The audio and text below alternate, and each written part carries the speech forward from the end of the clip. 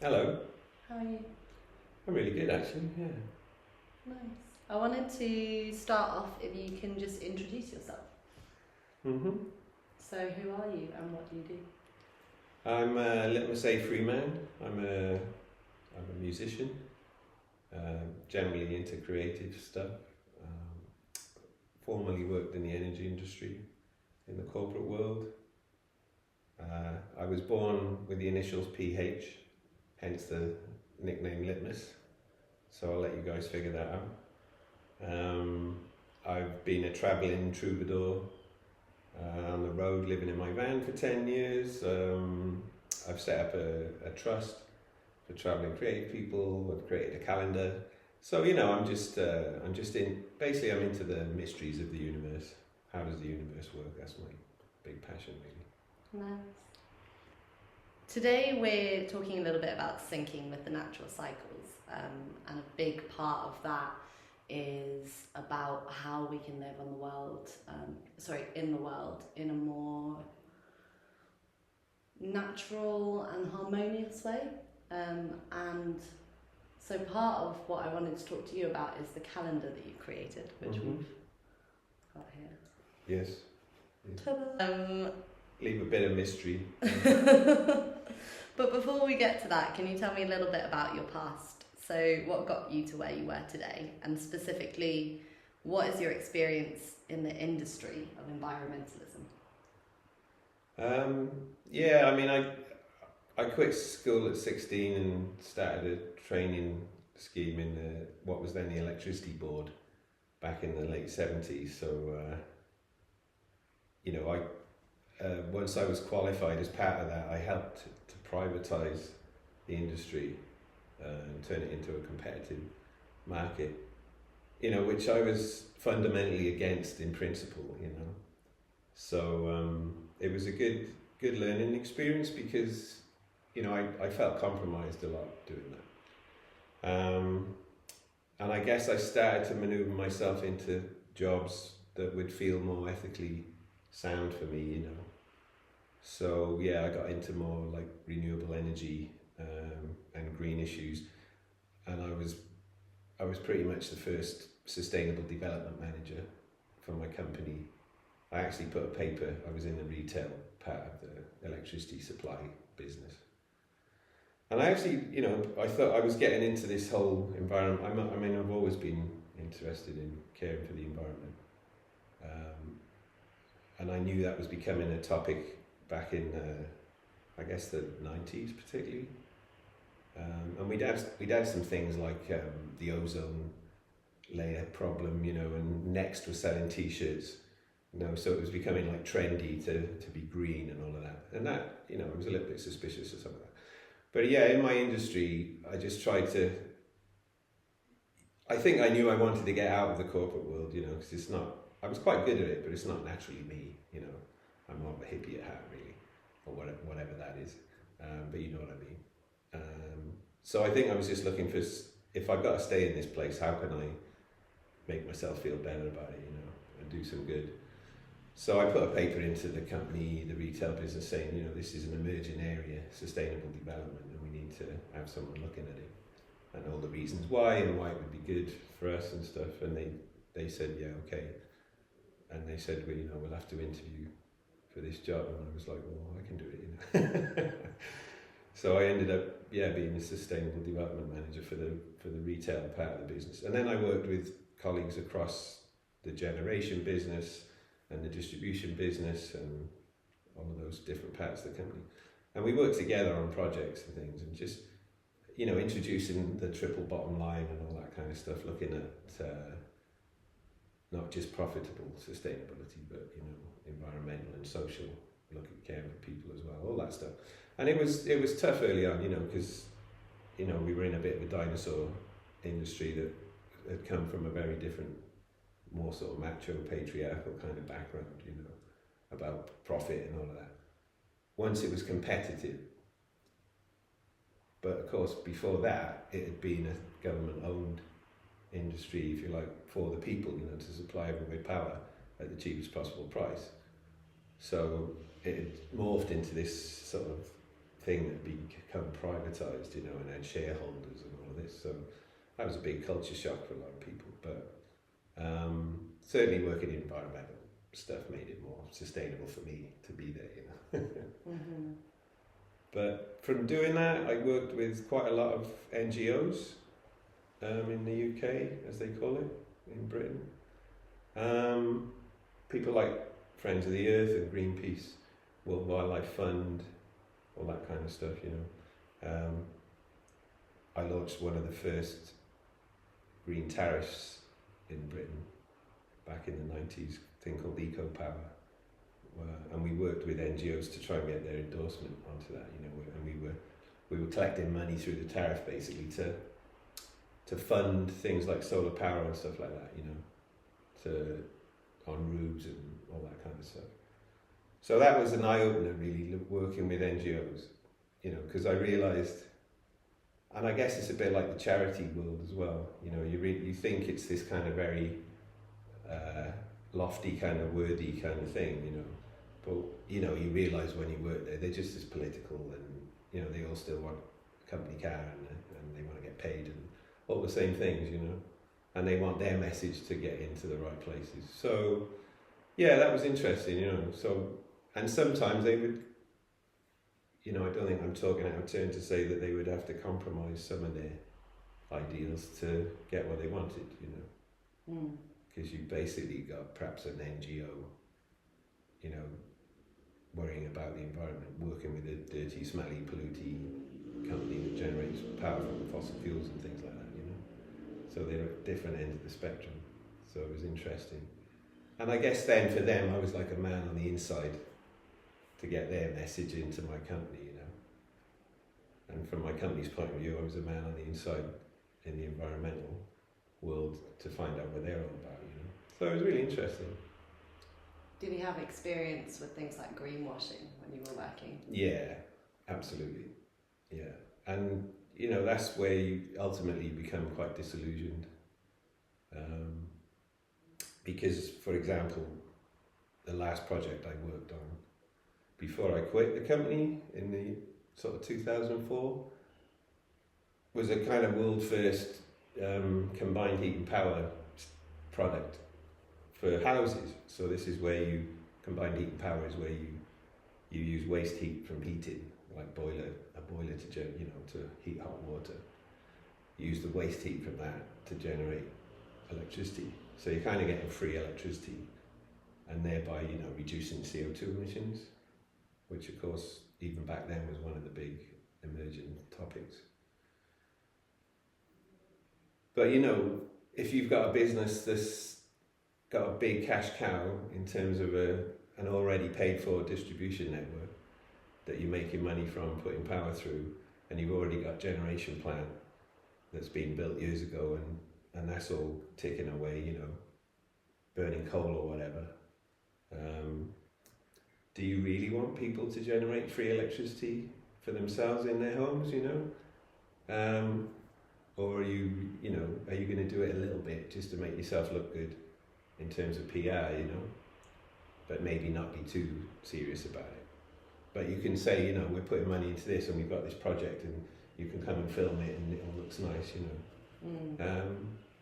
It's still about making money ultimately. Yeah, you know, and maybe I was expecting too much back then, you know,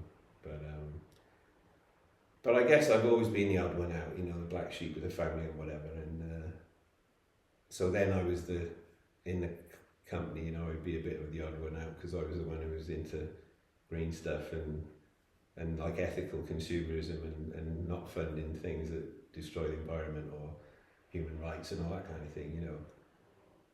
But yeah, you're in a cutthroat world where you've now got a managing director from outside and a finance director from outside, you know, who've been in the corporate world years and they want to maximise return on investment for shareholders, you know.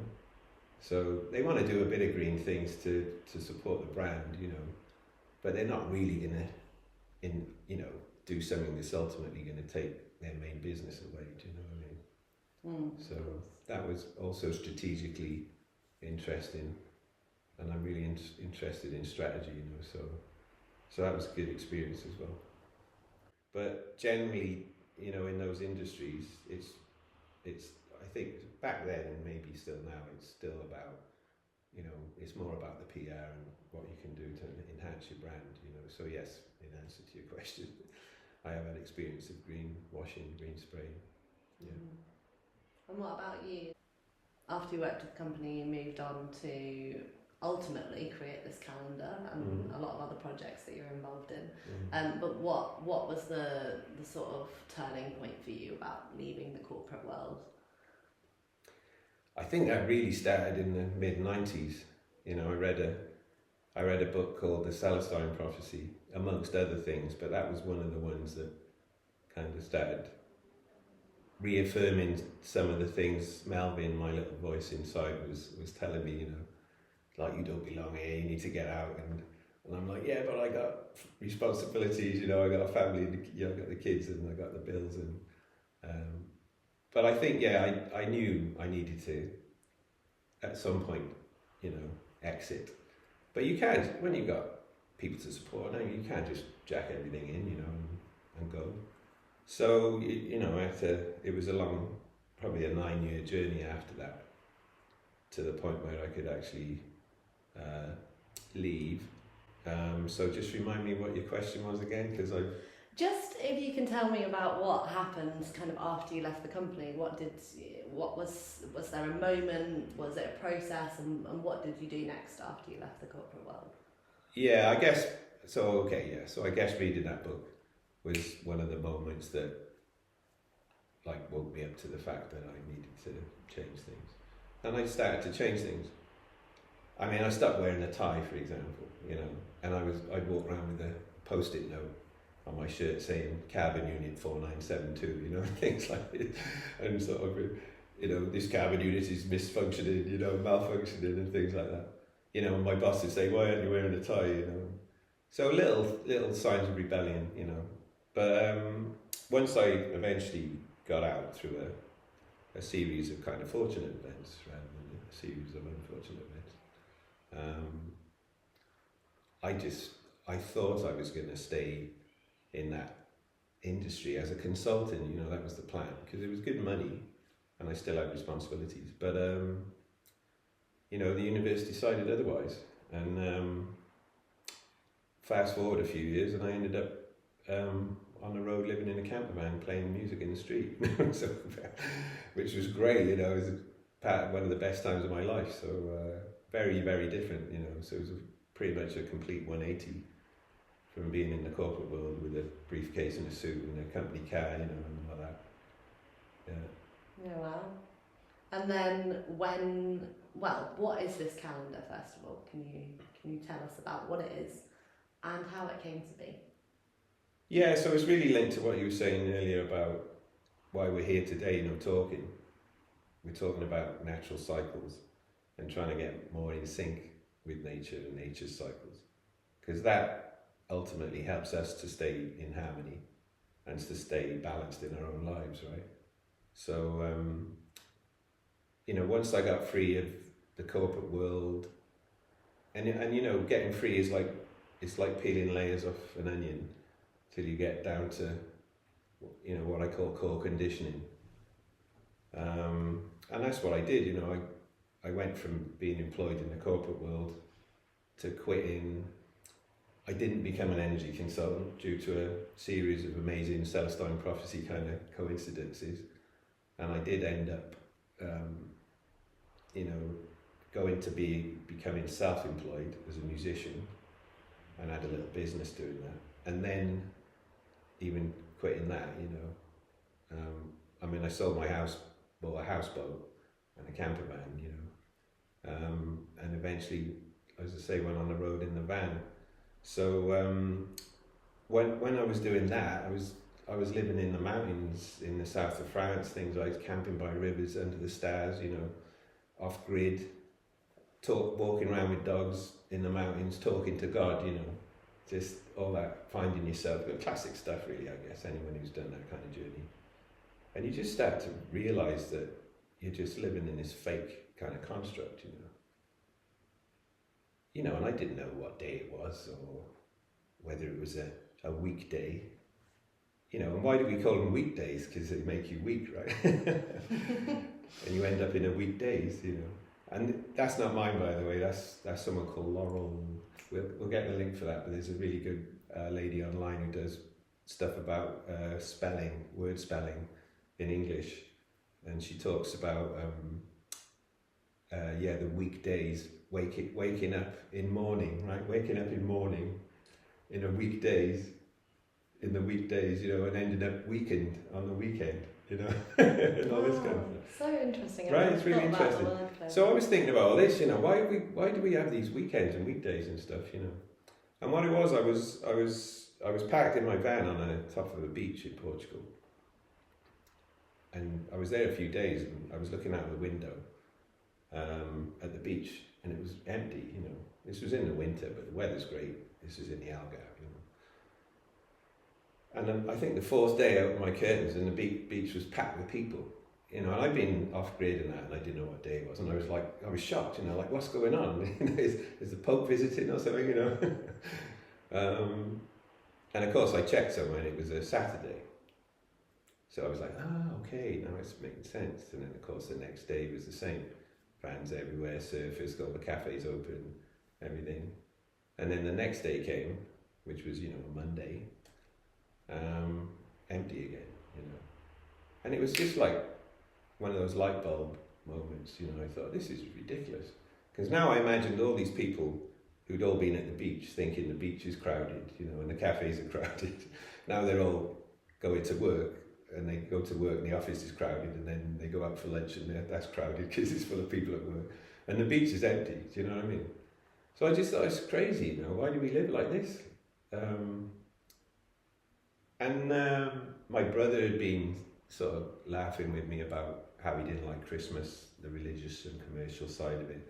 And he was saying, you know, wouldn't it be good if we had a calendar without Christmas in it, where we don't have to go along with that stuff. And I'd been living on a beach with a Wiccan bowsman called Roy, and he had a book about druids, bards and ovates, you know, and in there they talked about the natural cycle of the year. They called it the eightfold year, and the equinoxes and the solstices and the moons and all of this stuff, you know. And it was circular, a bit like this thing here. So it was like the winter of 2012, and I just thought, right, I'm going to create a better calendar, you know, because I realised the one that we all get born into, you know, in the West, the Gregorian calendar, which has gone all over the world because of empire and stuff like that, and now through America and English-speaking stuff, it's not in sync with anything, you know, and you don't realise that until you start looking into nature cycles.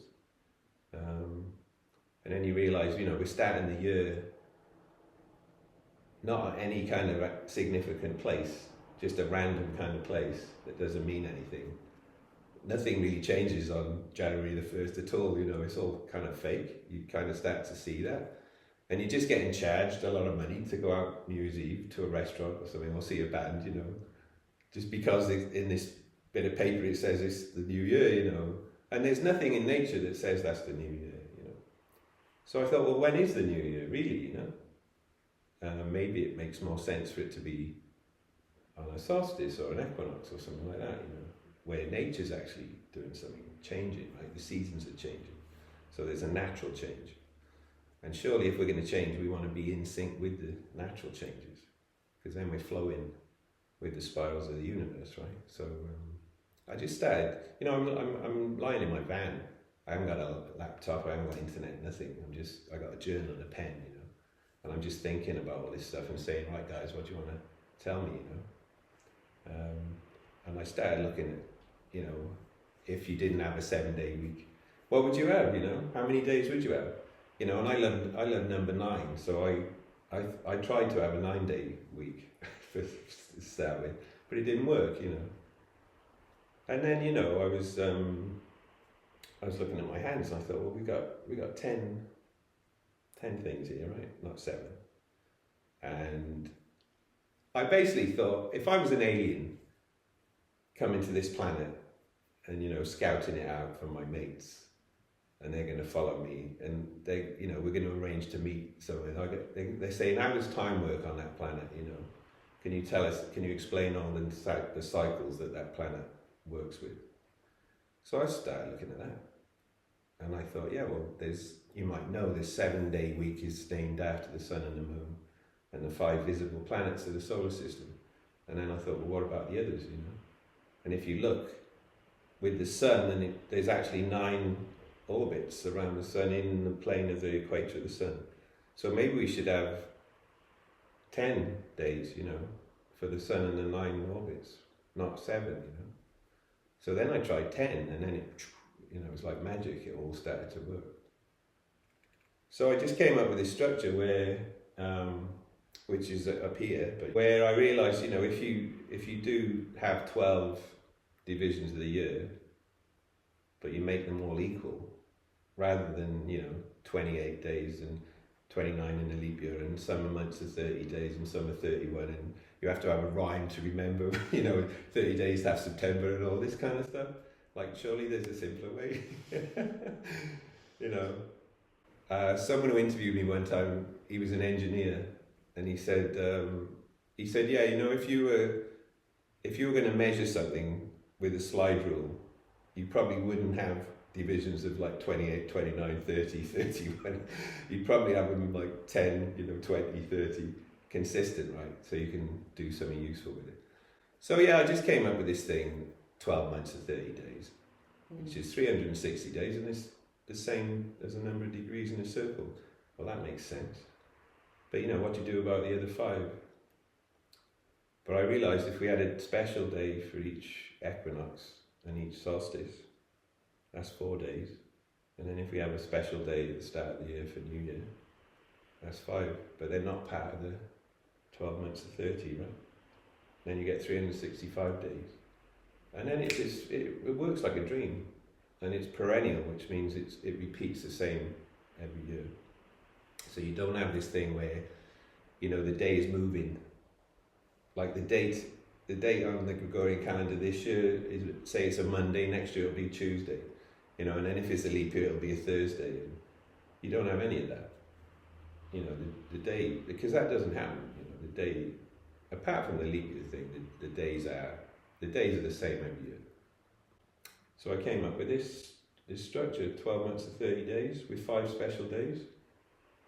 And I thought, wow, that's really cool, you know. And I knew there were 12 things in the zodiac, although back then I didn't really know what the zodiac was, actually, and most of us don't. But yeah, I thought, well, okay, well, there's 12 things in the zodiac. That's an ancient thing, so there's probably a good clue there that there should be 12 things. You know. So your calendar links up with the zodiac as well? Yeah, I mean, it didn't when I created it, but I realised that it. So I knew about a thing called the procession of the equinoxes. So if anyone's into any of this stuff, or astronomy, perhaps astrology, they'll know about this phenomena. But it's basically some people say 26,000 years, some say 24,000. But it's around that length. So it's basically one rotation of the whole solar system in relation to the stars far away. Okay, so I thought, well, that's a natural cycle, right? So that must mean something. And I knew that the stars of, say, the constellation Aries, they don't fall in the month in astrology that's called Aries. You know, because what we call signs in astrology, I realised they're actually months. And what the zodiac is an ancient calendar that people used to use. You know, so saying I'm a Gemini, that's like saying I'm a May or a June, you know. It's the same thing, it's just a name of a month. And those months are named after the stars in the sky that they sometimes align with. But I knew they weren't aligned now. So I thought, well, my first month, I'm going to call it Pisces. Not March or Aries, you know. Because actually Pisces is in the sky at the spring equinox, when the year starts. And I guess we're jumping into equinoxes and zodiacs now, and we haven't really explained what those things are, but maybe we can talk about that. But yeah, I thought I'll call the month Pisces because that's the constellation, thinking I was being a bit clever, you know.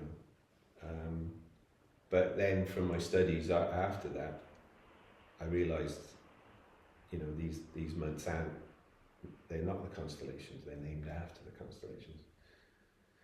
Once I figured that out, I called the months after the zodiac months, starting with Aries, which starts at the spring equinox. So in the Gregorian calendar, that's the 21st of March.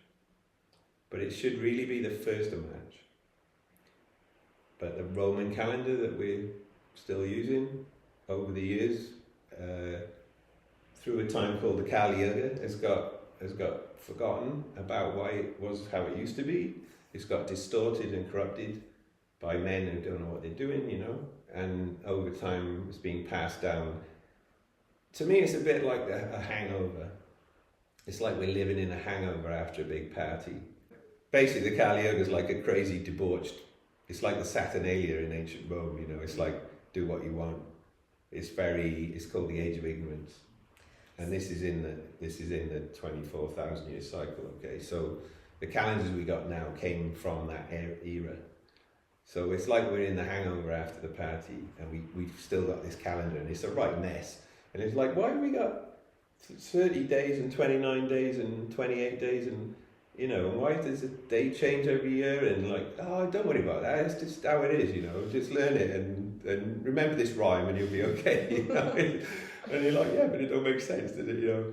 So yeah, I thought it's like a hangover. So let's try and sober up, you know. So let's, just for listeners, let's talk a little bit about the great year, the 24,000. Cool, 26 and a half year, 1,000 cycle. Well, I'll explain why 26, 24, yeah, okay. Sure. And I think some people may know it as the Yugas. Yeah. Definitely, that's how I heard of it. Okay. But I'll let you explain about what it is. Yeah, so when we're talking about natural cycles, you know, that's one that very few of us are aware of. But it's really the longest natural cycle that we live in the part of the universe we're in. And as I said earlier, it's like one rotation of the solar system in relation to the stars.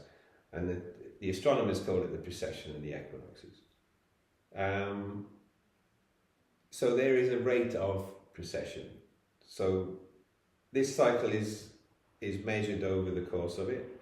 And yeah, in the Indian system, it was called Yuga cycle, because a Yuga in Hindi means a period of time. An era. An era, yeah, an era of time. So if you're into Indian mysticism, you know, anything from the East, that kind of stuff, you might know it as the Yuga cycle. You might not really know quite what it is, but you've heard of it, right? The Greeks, Plato called it the Great Year, which is what I call it. And the Greeks gave the periods of time names of metals. So like the Iron Age and the Bronze Age, the Silver Age and the Golden Age. You know. And that corresponds to Kali Yuga. Yeah, so the Iron Age is the Kali Yuga in the Hindi system. The Bronze Age is called the Dwapara Yuga, which means the Second Age. And the Silver Age is the third, that's called Treta Yuga. And then the last one is the Golden Age, is called Satya Yuga, which means spirit, as far as I remember. So, you know, the Golden Age, we've all heard of this mystical time in the past, the seven wonders of the ancient world, the Hanging Gardens of Babylon and all this kind of stuff, right?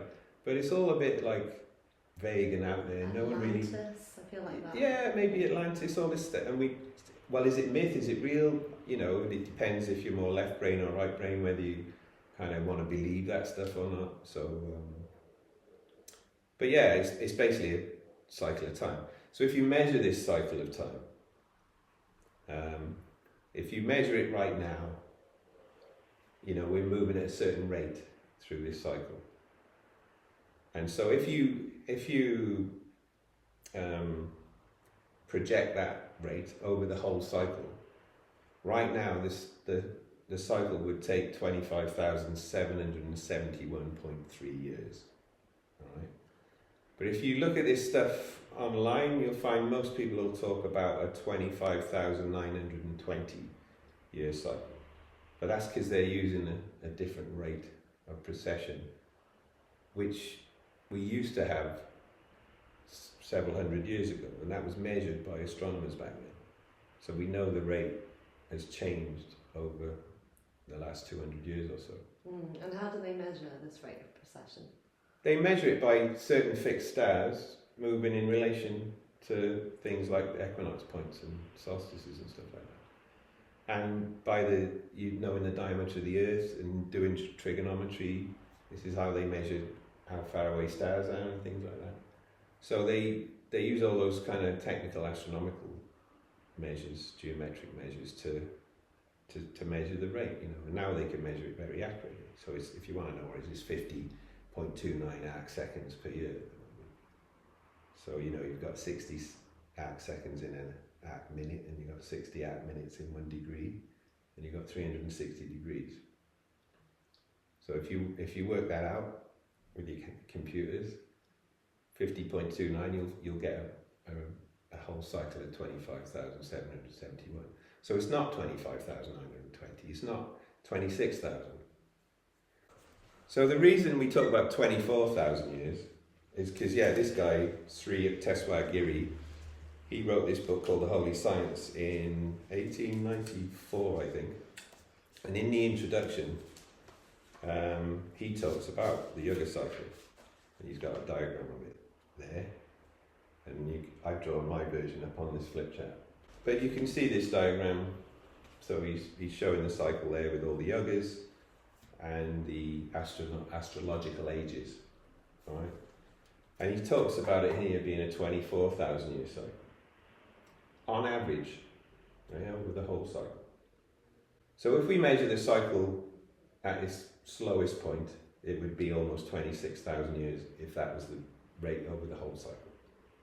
But if we measure the rate in the peak of the golden age, when we're moving faster, it would be a much shorter cycle, maybe 22,000 years.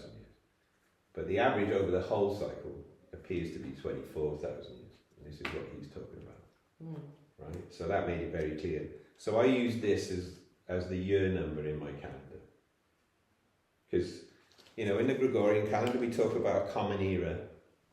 It's not really a common era; it's the Christian era, right? Since Jesus was born. But I thought that's not really a common era for the whole planet, is it? It's a common era for Christians. So let's use a real common era. And I thought, what better common era than the procession of the equinoxes? Because that's something the whole planet does. So, the year now is 13,524 out of 24,000 years. And because there's dispute around how fast we're moving, or there's some different ideas, is that where things like people talking about the Age of Aquarius and how we have entered it or we will enter it? Absolutely, yeah. So when they talk about an age of Aquarius, an age of Pisces, whatever, what people are talking about is which constellation is the spring or the autumn equinox point in at any given time in this cycle, and we're moving, it's 50.29 arc seconds a year. It's about 71, 72 years to go 1 degree of 360, so you get a feel for how slow things are moving. So if we look at where we in the West use the spring equinox. Back in this guy's day, they used the autumn equinox. But basically, you look at the tropical zodiac, which is this blue circle inside, and you look at the orientation of that to what's called the sidereal zodiac, which is the zodiac of the stars. But the tropical zodiac is just the zodiac of the seasons. So that's just months on Earth, and that's fixed. And then you see when does the month of Aries at the spring equinox on March the 21st, what constellation is in the sky in the morning at sunrise on that day, just before the sunrise, is what constellation can you see? And at the moment that day is still in the constellation of Pisces. But the constellation in the sky before the dawn is Aquarius. So it literally is the dawning of the Age of Aquarius, because Aquarius is the constellation in the dawn sky on the equinox. And that was the reason that you originally named your first month Pisces. Yeah, because I knew the spring equinox was actually in Pisces now, so I thought the first month should be Pisces. But of course, it's quite a long way through Pisces, and it's heading for Aquarius. Because the thing with the procession of the equinoxes is it's called precession, because it goes backwards through the zodiac. All right, so it doesn't go Aries, Taurus, Gemini. It goes Aries, Pisces, Aquarius. It goes this way. So Aquarius age comes after Pisces, so that confuses a lot of people as well. But these ages, they're all referred to allegorically in the Bible, in all the ancient texts. When you keep hearing about rams, that's the age of Aries. Yeah, and the Lamb of God, and all of these things to do with rams, that's Aries symbology. When you hear about bulls and horns and things, that's the age of Taurus, which was before the age of Aries. Yeah, and you can go all the way back, so you can see that allegory in the Bible, for example. But the thing is, the month on Earth is always going to be Aries first, followed by Taurus, followed by Gemini. So we've gone quite macro, so let's go back into the yearly cycle. So the yearly cycle starts in Aries on the spring equinox. Yeah. And that makes sense because that's the beginning, that's birth, right? Yeah, for the Northern Hemisphere. Yeah. So, and 90% of the population live in the Northern Hemisphere, and about 80 to 90% of the landmass is in the Northern Hemisphere. So it makes sense that it's a Northern Hemisphere kind of based system. Yeah, and that, we all know about Easter and spring. It's when new life is starting. We've had the winter, the things have died and been resurrected. So we got all that allegory. Easter's named after Ostara, which was an old pagan festival to celebrate the coming of the spring and the new cycle of life, because all the flowers are blooming, and in Wales we have St David's Day around just before that time, when all the daffodils are coming out, and the spring flowers and stuff. So yeah, the Aries symbology is a lot to do with, the new energy bursting across, the sun is rising across the equator heading north, and it's like the ram bursting out and into the new year, So there's lots of beautiful symbology and allegory with the zodiac, and what it basically is an ancient seasonal calendar, and the months of it, even though they're named after constellations, the symbology is to do with the season in the Northern Hemisphere. And so on a personal level, how can people use this calendar, to themselves be a little bit more in tune with nature, environmentally in tune, essentially? Yeah, absolutely. Yeah. I guess, one of the best ways you can use, if you're into astrology at all, you may be aware of like your houses in your birth chart. You may set intentions on new moons and things like this. You may follow the full moon. If you have a menstrual cycle, you may find it's linked to the moon in some way, So the best way of using this calendar really is to, is to kind of, if you're going to start a year, start it when the year is really started, that's number one. Like, let's start in the right place, right? And I think anyone who's actually used it, that's one of the things they like about it, is that New Year is at spring equinox. It's not somewhere in the middle of winter, when everything's dark and everything's still dying and all the germs are being killed off and all of that stuff, So straight away, if you use this calendar or this type of calendar, you're going to be starting at the right place.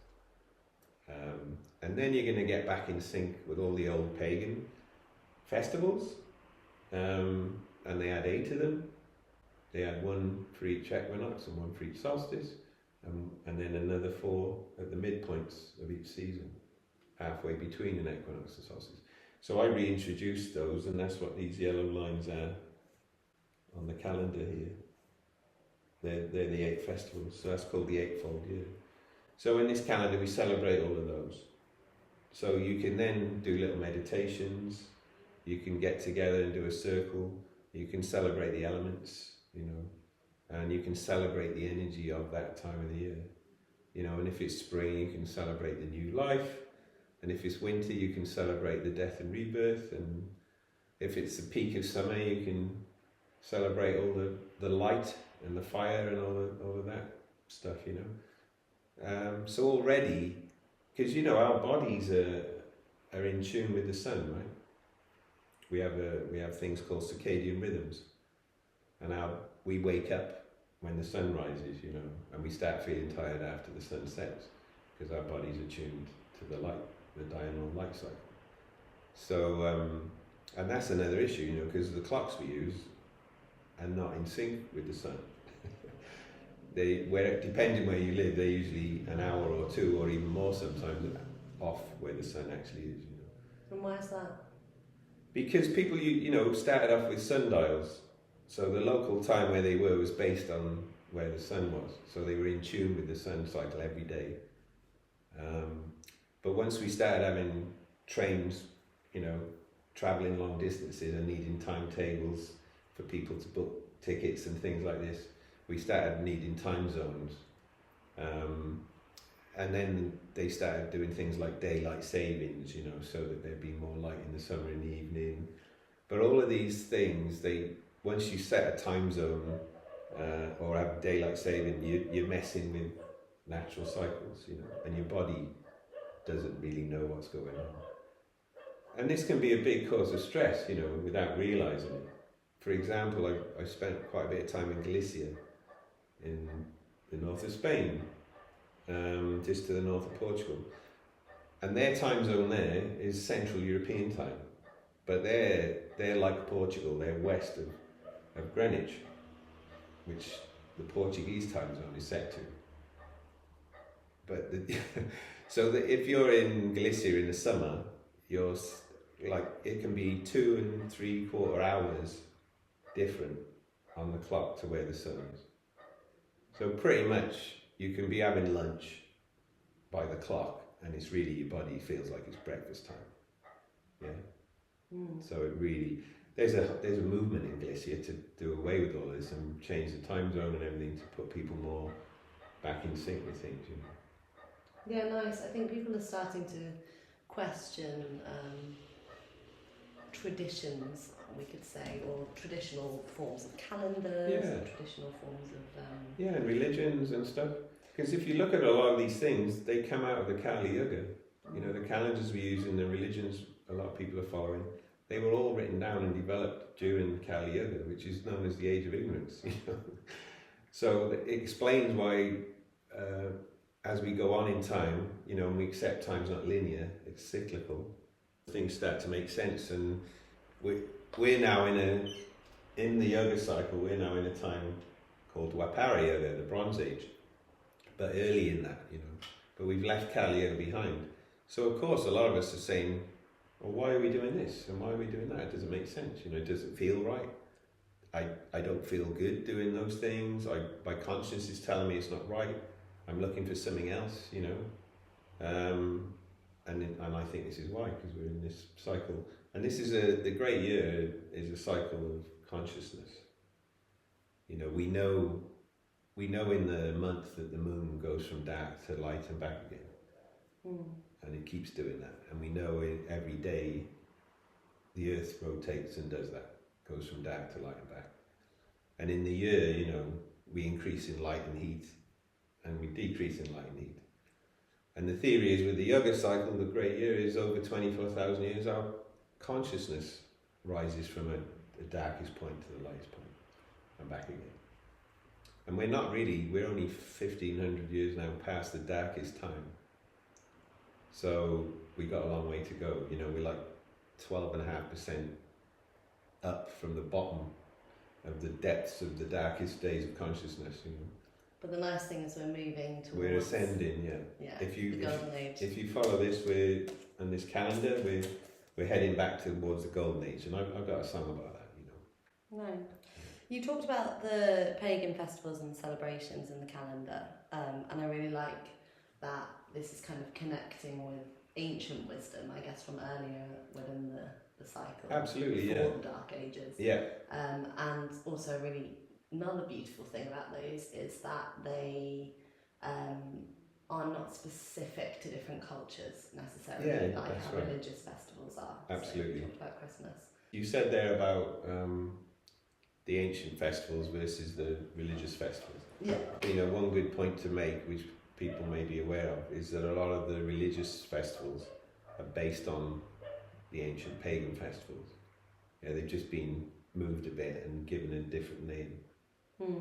But you know, when they wanted to, you might say, impose or indoctrinate, or you know, they wanted to get people into that religion, they, you know, if people were celebrating Yuletide at the winter solstice, well, you know, that's when Jesus was born, around that time, you know. So we'll celebrate Jesus' birthday and call it Christmas, you know. And it's very close to when people were celebrating anyway. So it's much easier then to get them to go along with things, right? So that's one of the ways that religions have managed to piggyback onto old, ancient, like pagan wisdom that they would disparage, you know. Like, don't worship that stuff, it's idolatry, and it's, you know, you must worship the one God and all of that. But they're putting all their festivals on the pagan festivals. Easter, Christmas, you know,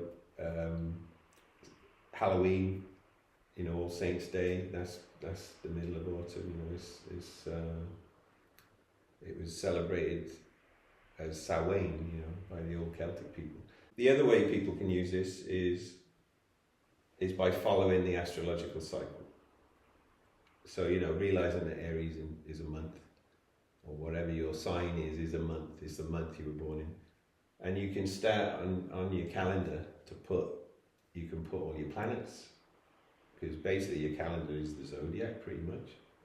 So you can put where your sun is and where your moon is and where all your house cusps are and where all your other planets are, and you can see on your calendar when the sun gets to all of those places.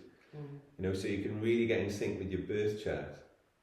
And can I just say, I have actually done this, and it's great. I love it, because I am the kind of person who does enjoy setting my intentions at new moon and checking in at full moon, and it's been amazing to have a little bit more of a personalised view of what I can do with the calendar. It's like, oh, right, okay, because people don't always understand that. I mean, now there's a big shift towards understanding astrology a lot more, and it's sort of commonplace, at least in circles I move in, to say, oh, what's your sun, moon and ascendant sign? Yeah, right. But not everybody knows about that, so it is something that's still sort of emerging. Yeah, even if they don't know what they are, they're aware that there are those things, right? Yeah. It's not just the sun sign.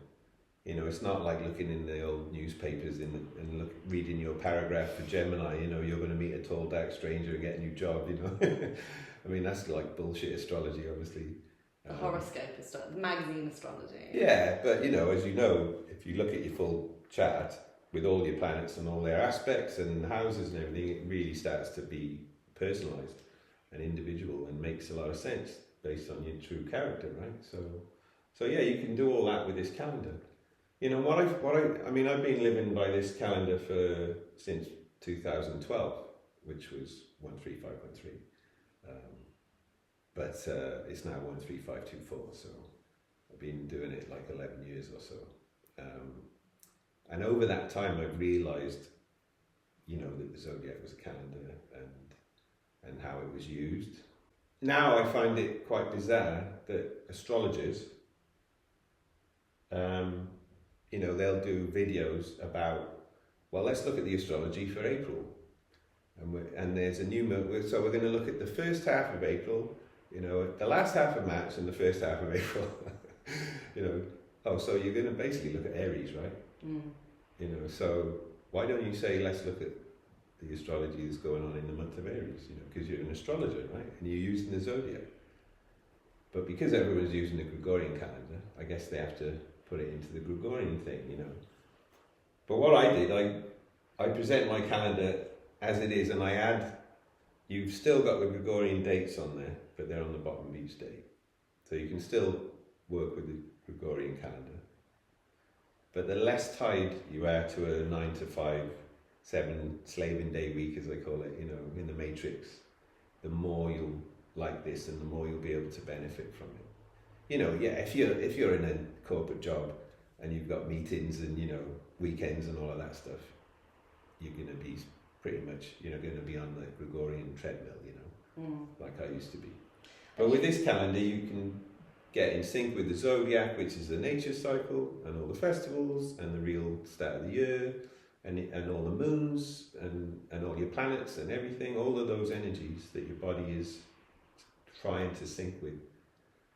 But you can still refer back to the Gregorian, so you can still talk to people in the matrix, you know. And in that way, you're kind of connecting to the planet Earth that we live on. Although I think sometimes people see astrology as a little bit sort of esoteric, or like, oh, how is that connected? But actually, it is, because understanding your own nature is working with the cycles of nature and allowing you to be more in harmony. And because that's what astrology does, right? Yeah, because our nature is nature, right? We are all one. You know, Hermetic wisdom teaches that, you know, what we call God is basically the one and everything. You know, everything in the universe is an aspect of God, and including us. You know, we're not detached from it; we're part of it. So, of course, we're part of Jupiter and the Moon and Venus and everything else, because we live in that system. So, you know, the Moon moves the whole oceans of the world around every day and creates the tides. So, and our body's like nearly 80% water. So, I would have thought it kind of left brain logically makes sense that the Moon would affect us in some way, right? But, you know, if you're from a traditional Western scientific upbringing, you know, very much left brain organisation, data structure, logic, all of that stuff. Yeah, you might think astrology is a load of bullshit, you know. And I used to think that, because I didn't know what it was or how it worked, you know. But once you realise it's about energy, movements of energy and how we interact with them, it makes sense. So yeah, you can do all of that on this calendar. You know, and this is why I called it universal. Because this isn't based on when a prophet was born, you know, and then the calendar was started from that date, which was often retrospective. We don't really know when it was, you know, so it's a bit fake. You know, this is universal, because this cycle of the zodiac in the year and the great year, that's universal for the whole planet. The whole planet does that, so we all do it together, you know. So it's one calendar for everyone, for the whole planet, you know. So that's why it's called universal and celestial, because it's based on the movements of the celestial bodies, particularly the sun in relation to the earth. And it speaks also, I guess, to globalization, which is homogenization also of all of us and all of our cultures, and understanding, like you talk about, the influence of this, you know, Celtic influence, pagan influences, yeah. You know. I know that it's also, well, I don't know, but I think it's also connected to, in some way, to Mayan calendar, or to... Yeah, the yoga cycle is kind of connected to the Mayan calendar, because the end of the Silver Age going into the Bronze Age, so Treta Yoga going down and descending now, down into Dwapara Yoga. In the Gregorian system, that's around 3100 BC. And that's the time when the Mayan long count that ended in 2012 started. Yeah? So there's a link there. It's just that people didn't realise what the link was, you know, because they don't necessarily tie these two things together. But yeah, and the Indian calendar, basically the year number in their calendar is based on the yoga cycle, but they just forgot how it worked as they descended in consciousness, and they just carried on counting. instead of starting a new yoga, they just carried on with the old one. So if you look at the year number in their calendar and trace it back, you'll find it ties up with this.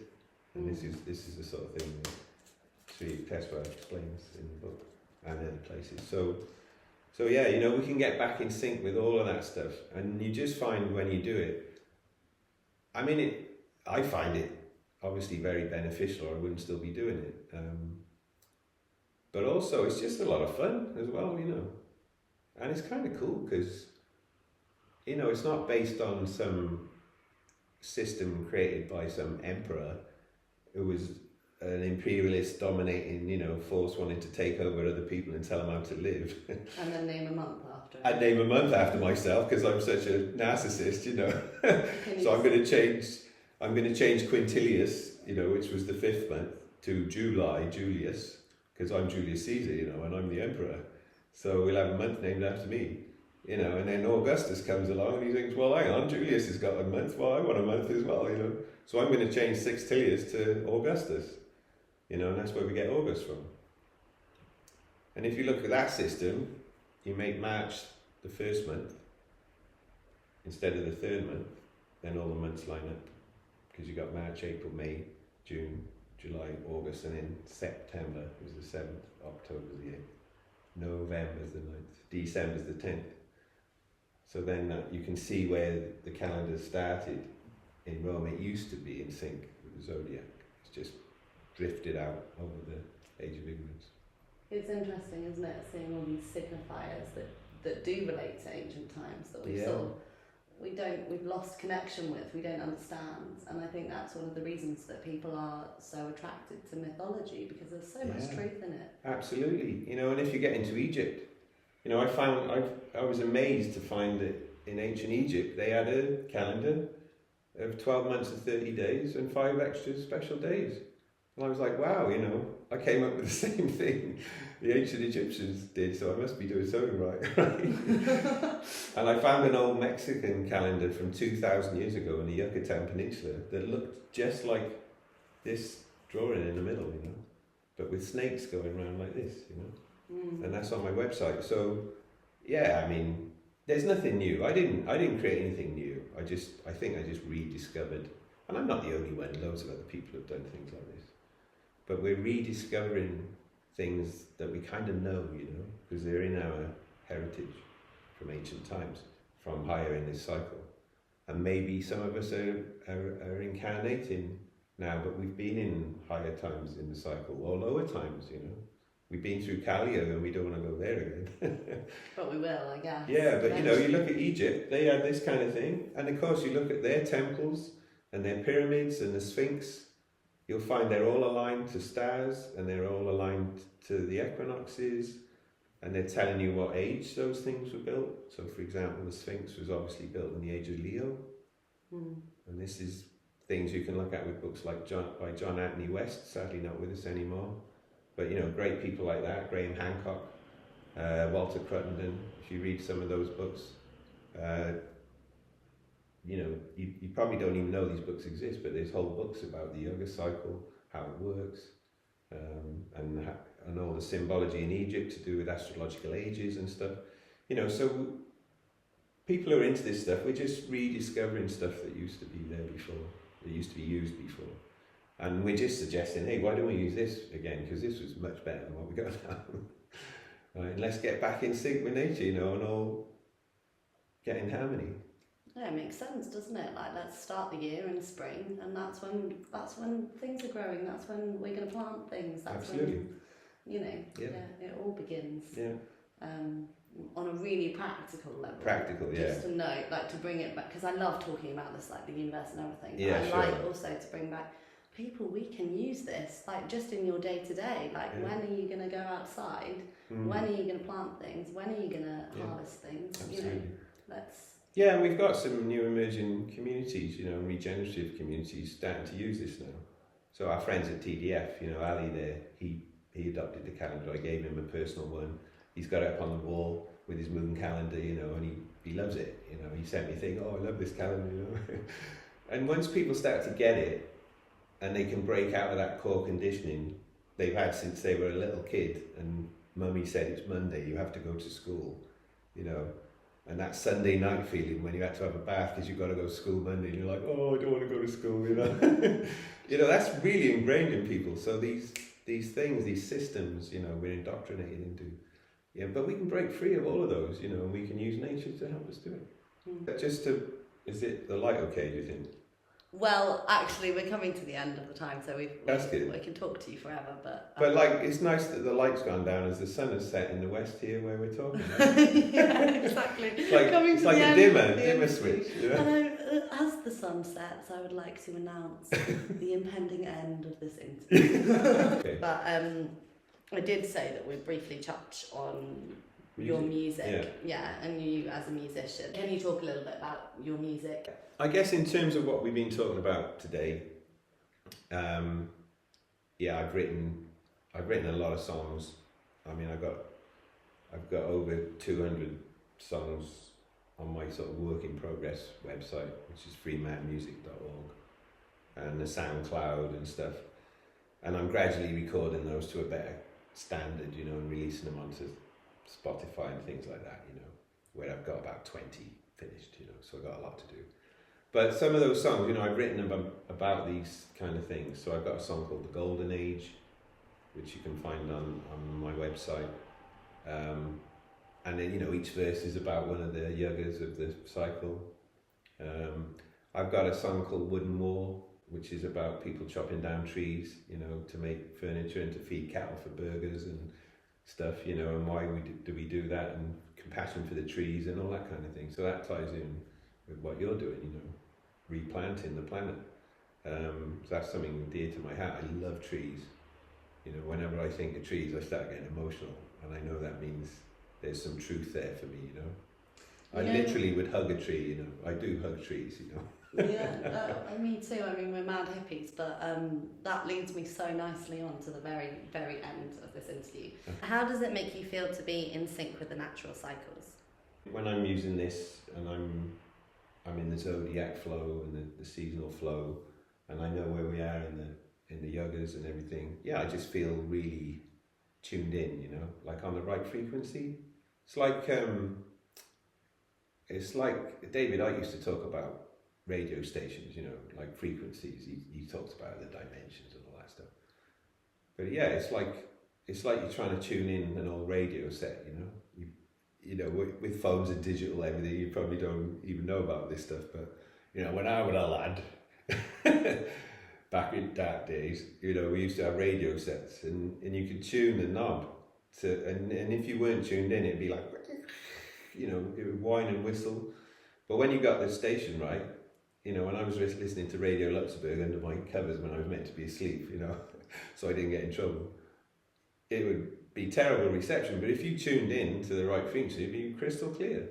And that's how I feel when I'm in sync with nature. You just feel really tuned in, like you can hear and see and feel everything to its utmost, you know, rather than feeling wobbly.